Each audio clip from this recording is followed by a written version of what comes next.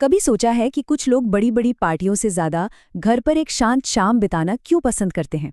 अक्सर उन्हें बोरिंग का टैग दे दिया जाता है, लेकिन क्या हो अगर ये पूरी सोच ही गलत हो? आज हम एकांत की इसी छिपी हुई ताकत को समझने वाले हैं।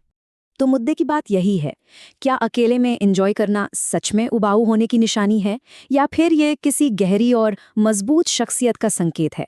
चलिए इस आम धारणा की परतें हटाते हैं। तो सबसे पहले बात करते हैं इसी गलतफहमी की। ये जो सोच है ना कि अकेलापन मतलब बोरिंग पर्सनालिटी, आइए पहले इसी को तोड़ते हैं। ये लाइन अपने आप में बहुत कुछ कहती है। अगर तुम्हें लगता है जो लोग अकेले रहते हैं वो बहुत बोरिंग होते हैं, तो तुम्हारी सोच बहुत गलत है। ये सीधे सीधे उस सोच को चुनौती देती है जिसे हम अब तक सच मानते आए हैं। अच्छा, इस पूरी बात को ठीक से समझने के लिए हमें दो शब्दों का फर्क समझना होगा जिन्हें अक्सर लोग एक ही मान लेते हैं। ये शब्द हैं अकेलापन और एकांत। सुनने में एक जैसे हैं, पर मतलब में जमीन आसमान का अंतर है। देखिए, अकेलापन यानी लोनलीनेस एक नेगेटिव फीलिंग है, एक चुभने वाली कमी है। लेकिन एकांत यानी सॉलिट्यूड ये बिल्कुल अलग है। ये एक चॉइस है, एक पॉजिटिव फैसला।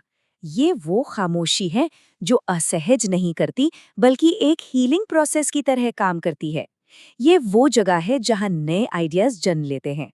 तो असल में एकांत है क्या? इसे ऐसे समझिए, ये खालीपन नहीं है, ये एक खाली कैनवस है। जानबूझकर अकेले रहने का एक फैसला, ताकि किसी के विचारों, कल्पना और क्रिएटिविटी को फलने फूलने की पूरी जगह मिल सके।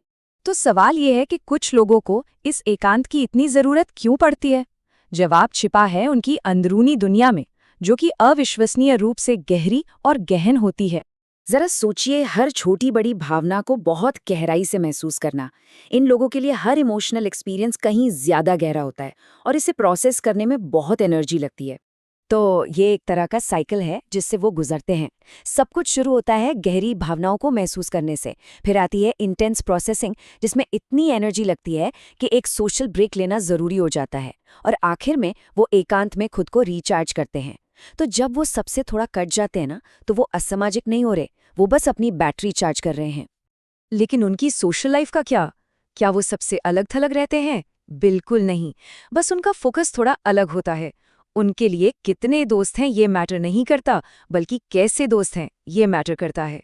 सोच कर देखिए, 1000 लोगों की भीड़ में होकर भी एकदम अकेला महसूस करना।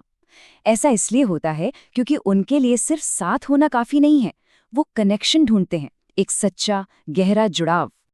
जब रिश्तों की बात आती है ना, तो उनकी प्राथमिकताएं बिल्कुल शीशे की तरह साफ होती हैं। पूरे 85%, जी हाँ 85% फोकस होता है गहरे सच्चे रिश्तों पर। और बस नाम के जान पहचान वाले लोग, वो तो मुश्किल से 5% पर आते हैं। और ये सब आदतें मिलकर एक बहुत ही मजबूत खूबी को जन्म देती हैं, जो अकेलेपन के शांत पलों में ही पनपती हैं, और वो है सच्ची आज़ादी। उनकी पूरी फिलॉसफी ना इसी एक लाइन में है, अकेला ही काफी है। इसका सीधा सा मतलब है कि उनकी खुशी किसी और पर निर्भर नहीं करती, वो अंदर से आती है, बाहर से नहीं। तो असल जिंदगी में इसका क्या मतलब हुआ?